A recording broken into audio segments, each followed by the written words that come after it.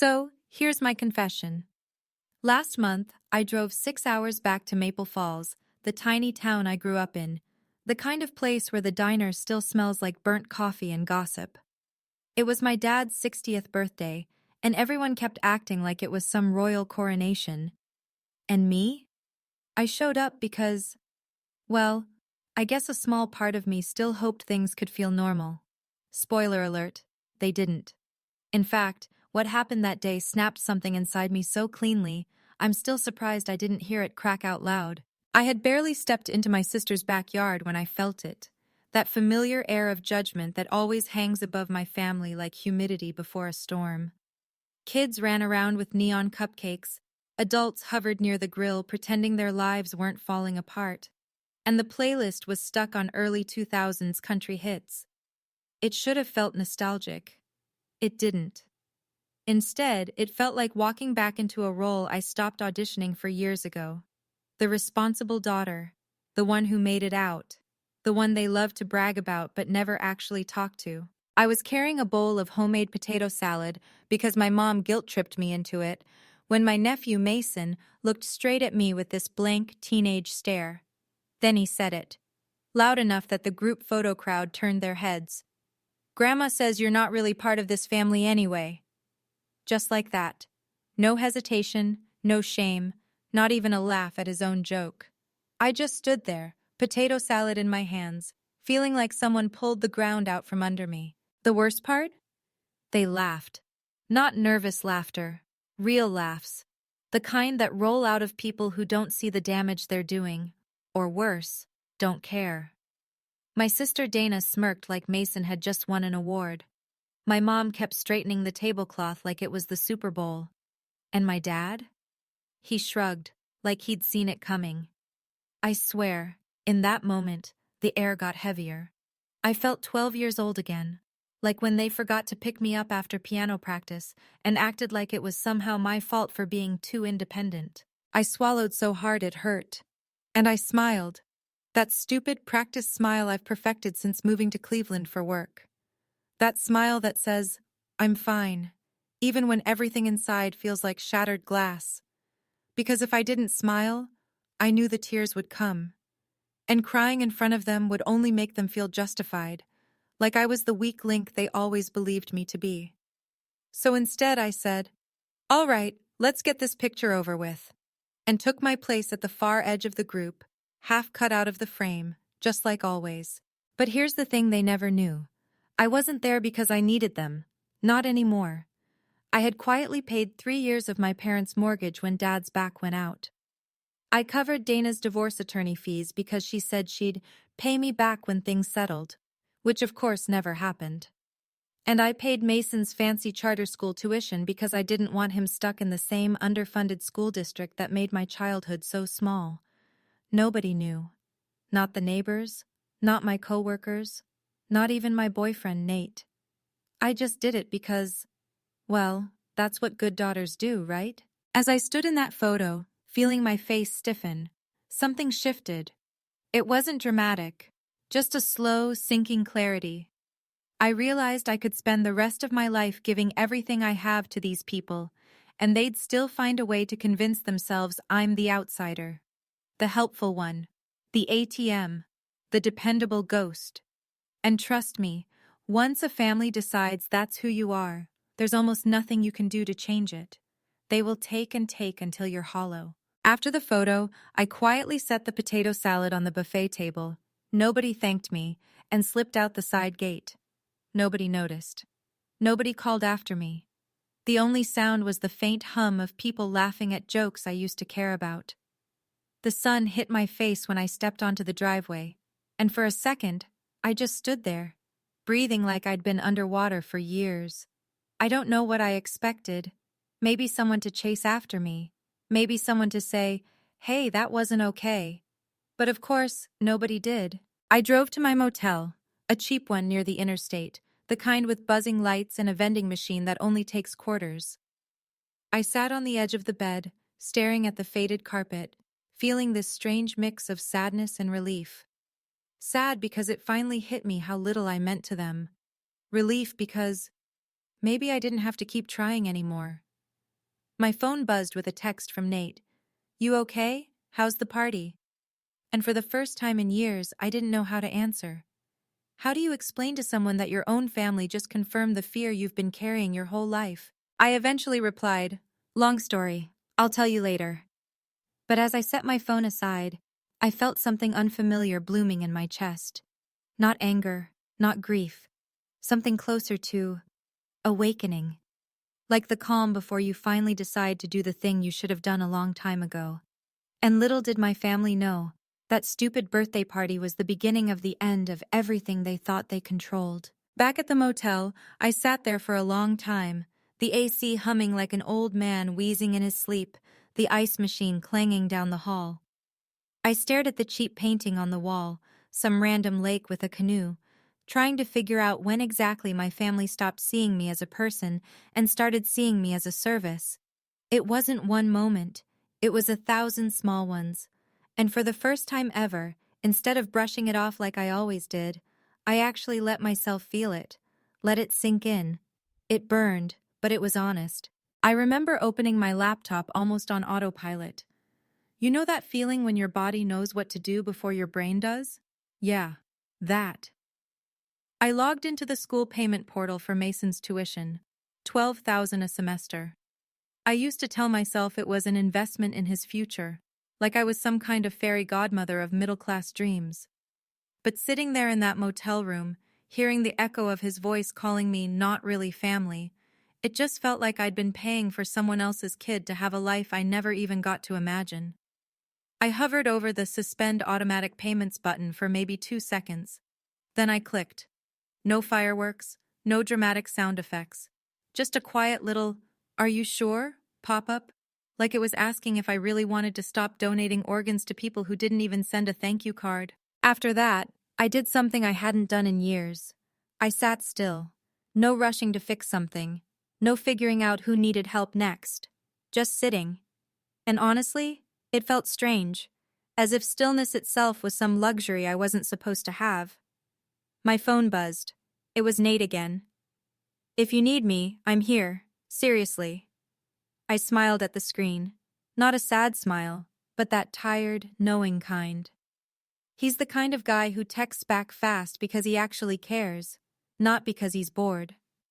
But I didn't want to unload everything on him yet.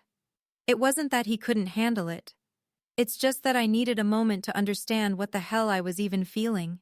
Later that night, I drove to a 24-hour diner across the street, the kind with flickering neon signs and waitresses who call you honey without even looking up. I ordered coffee and a slice of pecan pie I didn't really want, and when the waitress, an older black woman with silver braids and tired but kind eyes, set it down, she said, "Rough night?"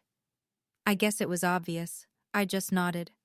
She tapped the table twice, this small, comforting gesture, and said, "Don't let folks who ain't feeding your soul be eating off your plate."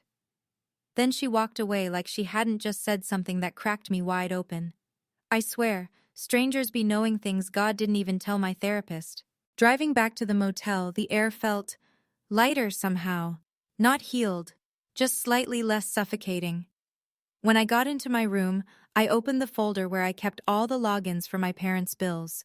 Electric, water, gas, every account I'd been paying temporarily for 5 years.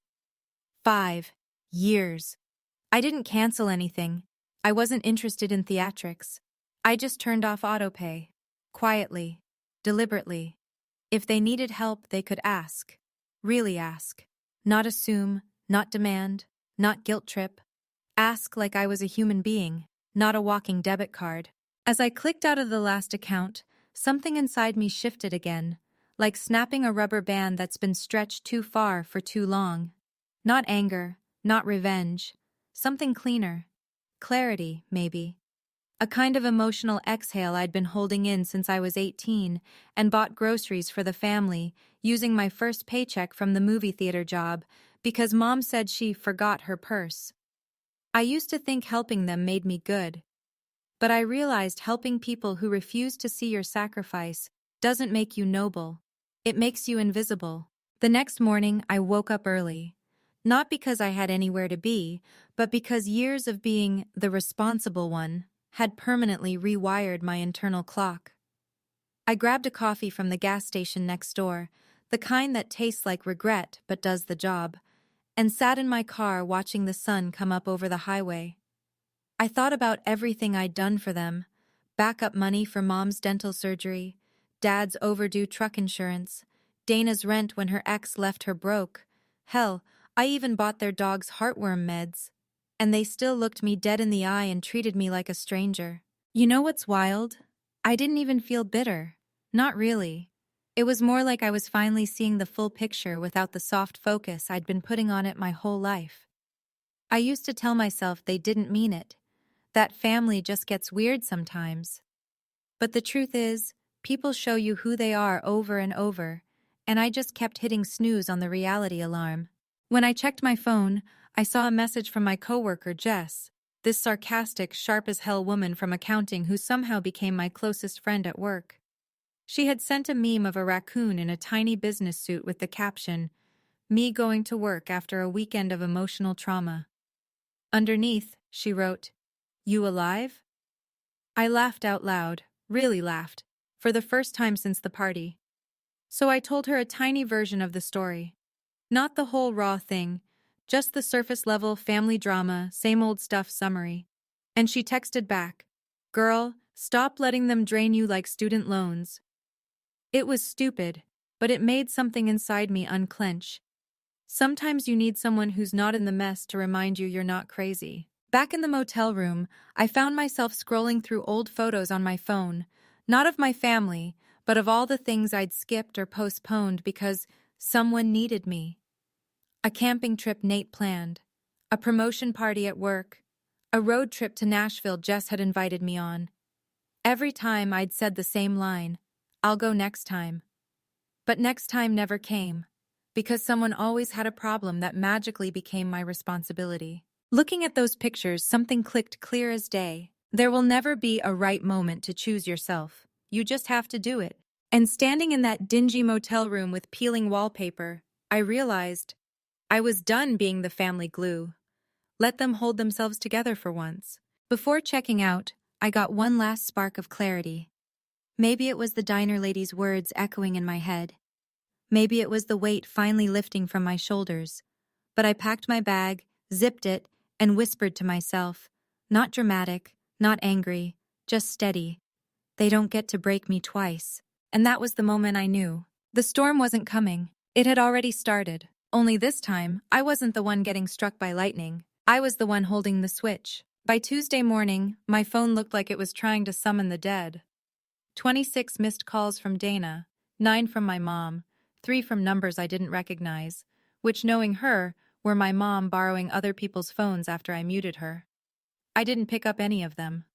I sat on my couch, sipping the leftover gas station coffee I'd reheated twice, watching the chaos brew from a safe distance. If I'm being honest, a small part of me wanted to see how long it would take before someone finally said the words, "I'm sorry." Spoiler, they still hadn't. Around 10 a.m., I got an email from Mason's school. At first, I figured it was just another payment reminder, but when I clicked the voicemail transcription, I froze. It wasn't billing, it was disciplinary action. Apparently, Mason had gotten caught cheating on his midterm. Blatant cheating, like cheat sheet tucked in the sleeve, classmates reporting him, the whole 9 yards. The school was launching an investigation, and expulsion was on the table. I just sat there, staring at the screen, letting the irony settle in. The same kid who told me I wasn't part of the family was about to lose the very things I'd spent years giving him. Not because of me, not because of money, but because of his own choices. I forwarded the voicemail to Dana without any commentary. No "told you so," no emojis, nothing. 3 minutes later, my phone rang. I picked up this time. Her voice was all over the place. Accusation, panic, denial, back to panic. "He wouldn't cheat, Emma. He just wouldn't. They're targeting him because of the payment issue. I know they are. You put him in this situation." I let her rant, letting each word reveal exactly how she viewed me. Not as her sister, but as the financial safety net she believed she owned. When she finally paused for breath, I asked, So you think the school fabricated evidence because one tuition payment was late? She stuttered. Then she snapped. If you hadn't cut us off, none of this would be happening. And that was the moment her panic stopped being my problem. I hung up without saying goodbye. A few moments later, Mom called. I answered just to see if she had anything different to say. She didn't. Not, how are you? Not, are you okay? Just, you need to fix this, Emma. Your nephew's future is on the line. I closed my eyes and asked, do you still think I'm not really family? The silence on the other end could have frozen a river. She hung up. I didn't feel angry. I didn't even feel sad. Just empty. Like I'd finally reached the point where disappointment doesn't hurt because you expect it. By the afternoon, the fallout spread to my dad. He called, sounding furious in that way he gets when the world doesn't obey him. What the hell do you think you're doing? He barked before I even said hello. Dad, I said quietly, do you pay those bills? He didn't answer. Because I have, for 5 years. And none of you ever asked how I was doing. You only call when something is broken. More silence. He finally muttered, this isn't about you. And that was the first time in my life I wasn't afraid to say the truth. It's always been about me, I said. You just never noticed. Then he hung up, which honestly saved me the trouble. But the real explosion came that evening. I was reheating leftover mac and cheese when someone knocked on my apartment door. It startled me because nobody shows up unannounced in my building. Most tenants barely make eye contact in the hallway. I looked through the peephole and almost dropped my bowl. It was Grandpa. My grandpa, who lived 2 states away, standing there in his old bomber jacket like he'd just stepped out of a family photo from the 90s. I opened the door, completely confused. Grandpa? What? How? He walked in like he'd done it 1,000 times and sat on my couch, patting the cushion beside him. Heard your parents been giving you hell, he said. Figured I should come talk to you before they lose their minds entirely. We talked for almost an hour. He asked me to tell him everything. And for once, someone actually listened. Not with judgment, not with that dismissive little nod people do when they're waiting for their turn to speak. He listened like my words mattered. When I finished, he leaned back, cracked his knuckles and said, well, they've had this coming for years. I stared at him, shocked. He chuckled. What? You think I don't see what goes on? That I don't notice who shows up and who doesn't? I felt my throat tighten. He reached into his pocket, pulled out a folded envelope, and handed it to me. I already made the calls, he said. I'm rewriting the will. Everything goes to you. I swear for a second the room tilted. Grandpa, what? I didn't ask. He held up his hand. That's exactly why you deserve it. You've carried that family on your back for damn near a decade, and they still treat you like hired help. I'm done watching it. I didn't realize I was crying until he passed me a napkin from my coffee table. They're throwing a fit right now, he added casually. Your mom said you're tearing the family apart. Your dad said you're being dramatic. Dana said you're punishing them. But none of them asked what they did to hurt you. I laughed, a sad, tired, unbelievable laugh, because of course they didn't. He squeezed my hand and said something I swear I'll carry for the rest of my life. Sweetheart, you didn't break the family. You just stopped fixing what they kept smashing. After he left, my phone started blowing up again, this time with texts from the family group chat. My dad.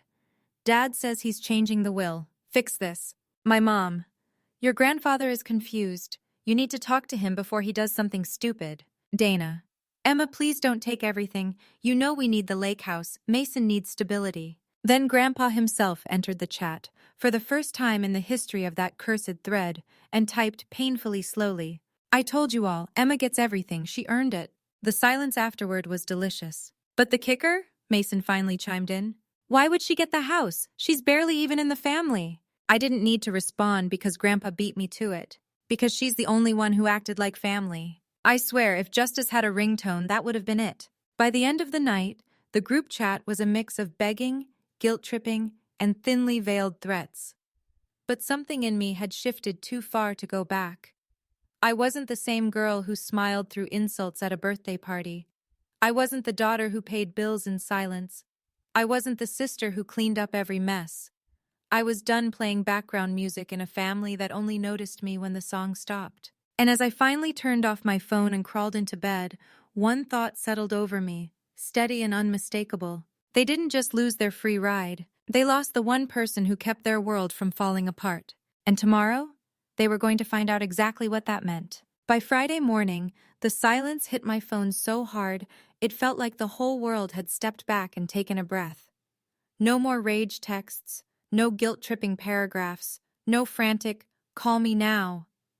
Just nothing. And weirdly, that nothing hurt a little more than the yelling. You know that feeling when the tornado finally stops and suddenly you're stuck with the mess it left behind? That's where I was, standing in my quiet apartment, staring at my phone like it was some washed-up ex who'd finally run out of excuses. I made coffee and tried to act normal, but even the sound of the machine sputtering felt too loud. My mind kept replaying Grandpa's words. "You didn't break the family. You just stopped fixing what they kept smashing." And for the first time in years, those words felt like they belonged to me. I'd always thought I had to be the glue, the bridge, the doormat, whatever kept the peace. But that morning, I felt something I hadn't felt in a long time. Relief. A relief that scared me a little, because it meant I didn't miss them the way they always assumed I would.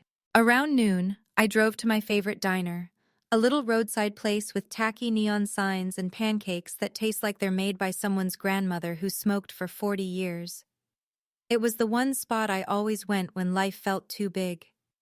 And the moment I walked in, Carol, the waitress who'd been working there since dinosaurs roamed the earth, took one look at me and said, "Honey, you look like someone just unplugged your whole family." I laughed, a real one, and told her, "Something like that." She topped my coffee, slid a plate of fries in front of me even though I didn't order them, and said, "Fries solve 90% of life's problems. The other 10% take bourbon." God bless Carol. That small kindness hit deeper than I expected. Sometimes it isn't the big acts, it's the simple human moments that remind you you're not as alone as you feel. I sat there for an hour, letting the warmth of bad coffee and greasy fries sink into my bones, thinking about how many years I'd spent trying to earn kindness from people who rarely gave it. When I finally checked my phone again, the dam had cracked. Dana had sent 3 short texts. "We need to talk. Mom is freaking out. Please." No insults, no blame, just fear. It was the closest thing to humility I'd ever gotten from her. And even then, it wasn't an apology. It was panic wrapped in a thin layer of, "I'm pretending to care." Then my dad sent a voice message, something he rarely did. His voice was heavy, the kind of tired that comes from years of pretending you're tougher than you are. "Emma, your mom's upset. Dana's a mess. Mason, well, things aren't good. Maybe you should call them. Just don't make this harder than it already is." I sat there listening to it 3 times, realizing he hadn't once asked how I was doing, not once acknowledged what they'd said or how it hurt. My pain was still invisible to him, just like always. And that's when it clicked for me. This wasn't about money, or the lake house, or reputations. This was about control. They weren't scared of losing me. They were scared of losing what I provided. That clarity hit like a clean, cold wave. I didn't respond. Another hour passed before Mom finally broke the silence with a long text, clearly drafted with someone else's help. It read like a public relations apology from a company that spilled toxic waste into a river. "We value you. We know things were said in the heat of the moment. We want to rebuild. Family matters more than disagreements. Please come to Sunday dinner so we can move forward. No ownership, no accountability, no 'we hurt you and we were wrong.' Just corporate fluff designed to smooth things over without actually looking at the mess." I put my phone down and drove to the lake. My lake, technically, since Grandpa had already started the transfer paperwork. It was quiet, windy, the water slapping against the shore in that steady rhythm that always calms me down. There was an old dock Grandpa and I used to sit on when I was a kid, back when life felt simpler, when I thought love meant sacrifice and didn't understand boundaries. I walked to the end of the dock and let my feet dangle over the edge, watching the water ripple under my sneakers. And I swear for a moment, I felt 12 again. Small, hopeful, believing that if I just tried harder, just loved more, things would get better. But I wasn't 12 anymore. And loving someone doesn't mean letting them drown you to stay afloat. My thoughts were interrupted by a soft buzz. Another message. But this one wasn't from my family. It was from Grandpa. Proud of you, kiddo. They'll come around or they won't. Either way, you're free. I didn't realize I was crying until I felt the cold wind against my wet cheeks. It wasn't sadness. It was release. Like I'd finally put down a weight I'd been carrying so long my body had forgotten what it felt like to walk without it. That evening, the consequences finally hit my parents full force. My dad left me another voicemail, this one angrier than before. The electric company shut off the power, the internet's down, the water bill came with a delinquency notice. What the hell are you doing? This isn't funny, Emma. Funny? The fact that he thought boundaries were a joke told me everything I needed to know. A few minutes later, Dana texted me a photo of Mason sitting at the kitchen table with his head in his hands. He's broken, she wrote. Look what you did. But all I saw was a teenager facing the consequences of his own behavior, probably for the first time in his life. I didn't reply. The next day, my Uncle Roy showed up at my apartment again, this time with Chinese takeout and a six-pack. Survival kit, he said. Figured you needed company. We ate on my couch, watching trashy reality TV, and he told me stories about Grandpa standing up to the family years ago, stories I'd never heard, stories that made me realize I wasn't the first one to push back, just the first one to refuse to apologize for it. Around midnight, as he was leaving, Roy said something that stuck with me long after he drove off. Sometimes the people who raised you are the ones you have to outgrow if you want to live. It hit like truth often does, sharp but clean. By Sunday, the family group chat was full of long paragraphs about forgiveness, unity, family traditions, new beginnings. But still no apologies. Not a single genuine "we hurt you" or "we were wrong." They wanted peace, not accountability. Harmony, not healing. A reset button, not responsibility. I muted the chat and went back to my life. I cooked. I cleaned. I played music too loud. I opened the windows even though it was cold. And for the first time in years, my apartment felt like mine. Not a hiding place, not a pit stop between crises. A home. And that night, as I sat on my balcony wrapped in a blanket, watching the city lights flicker below, one simple truth settled deep in my chest. I didn't lose a family. I just finally saw them clearly enough to stop pretending they were one. By the time the next weekend rolled around, life had finally gone quiet in a way that didn't feel like punishment anymore. It felt like space. Space to breathe. Space to think. Space to actually hear myself without the constant static of everyone else's needs buzzing in my ear. I spent most of Saturday cleaning my apartment, blasting old 90s songs I used to love, but somehow forgot existed while I was too busy keeping everyone else's world from falling apart.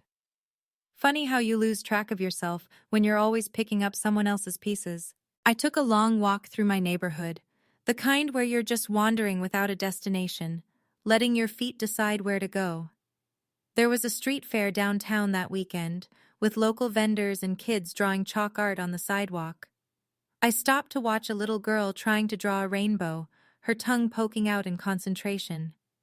Her mom knelt beside her, laughing softly, brushing chalk dust from her hair.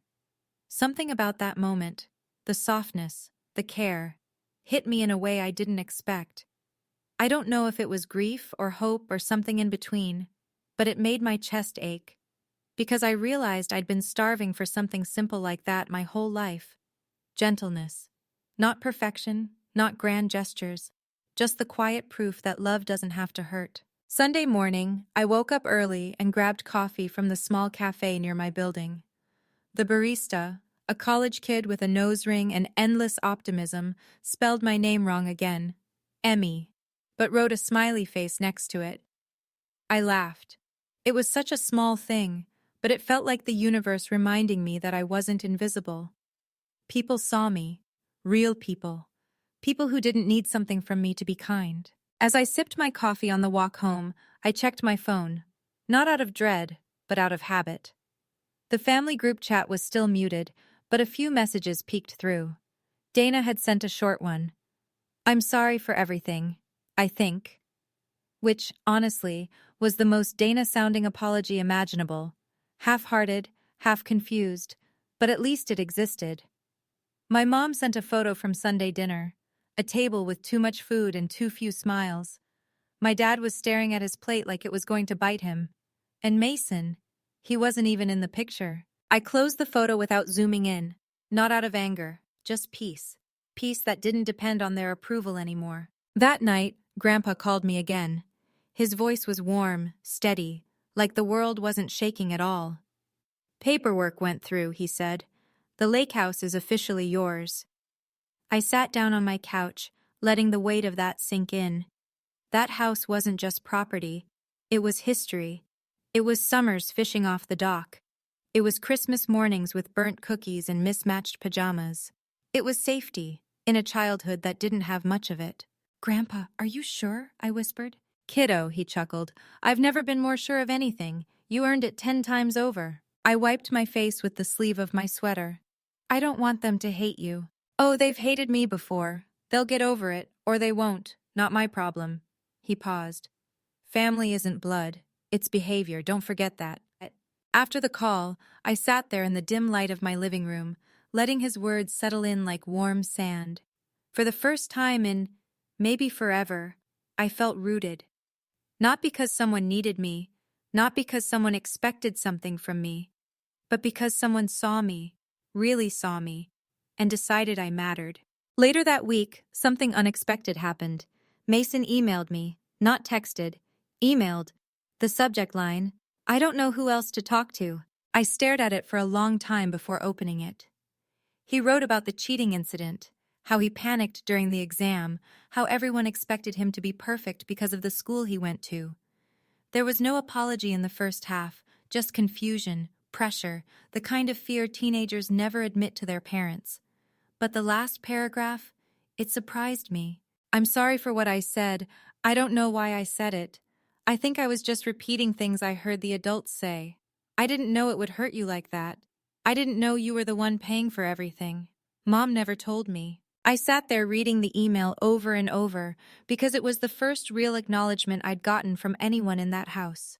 A kid who'd grown up hearing the wrong stories, had shown more accountability than the adults who raised him. I didn't email back right away, not because I didn't care, but because I needed to answer him from a place that wasn't anger or pity. 2 days later I wrote, "Thank you for saying that. It means more than you think. What you said hurt, but I'm glad you're learning from it. You don't owe me perfection, just honesty." He responded with a simple, "Okay." And sometimes okay is enough. As for my parents, well, they stayed quiet. Not because they'd suddenly found wisdom, but because they finally understood I wasn't stepping back into the role I'd played for so long. For once, they were dealing with their own problems the way adults were supposed to. And maybe that's what accountability looks like in a messy family. Silent, awkward growth that no one knows how to talk about yet. And me? I started choosing myself in small, steady ways. I booked a trip to Portland, just because I'd always wanted to go. I began therapy with a counselor who didn't flinch when I talked about growing up as the family fixer. I took weekends off without feeling guilty. I learned how to sit in silence without mistaking it for danger. I bought roller skates on a whim and looked ridiculous trying to use them in the park, but I laughed harder than I had in years. One evening, as I sat on the porch of the lake house with the sun melting into the water, I realized something that felt like a quiet, final truth. Sometimes losing people isn't the tragedy. Sometimes it's the beginning. Because when you stop letting others define your worth, when you stop shrinking yourself to fit into a version of the family they want, you finally make room for the life you were supposed to have all along. A life built not on obligation but on choice, not on guilt but on freedom, not on survival but on dignity. And that, I think, is the real revenge. Not the silence, not the inheritance, but the simple, undeniable fact that I chose myself, and the world didn't end. It finally began. Looking back, I think the biggest lesson I learned is that silence isn't the same as peace. For years, I thought keeping my head down, paying the bills, and swallowing the hurt would somehow earn me a place at the table. But dignity doesn't come from being useful. It comes from knowing when to walk away, even if your voice shakes. And sometimes the bravest thing you can do is admit that the people who raised you weren't capable of loving you the way you hoped. Not because they're evil, but because they never learned better themselves. There's a saying my grandfather loved: "You can't pour from an empty cup." Turns out, I'd been trying to hydrate a whole desert with 1 cup and 0 refills. What surprised me most wasn't the fallout. It was the quiet after. The space where guilt used to live finally felt like freedom. And when you strip away the noise, the obligations, the old stories you outgrew, you start to see yourself clearly for the first time. You realize you deserve respect without negotiating for it. You realize boundaries aren't walls, they're doors you finally learn to close. And you realize family isn't defined by blood, but by behavior. The ones who stay, the ones who show up, the ones who lift instead of drain. Weeks later, some of them reached out. Apologies, long messages, promises to change. And I listened. I forgave. But this time, on my terms. If this story reminds you of someone in your own life, feel free to share it in the comments. I read every one. And if you want more stories that make you think, hurt a little, and heal a lot, please like the video and subscribe to the channel. Wishing you clarity, courage, and the kind of peace that stays even after the storm.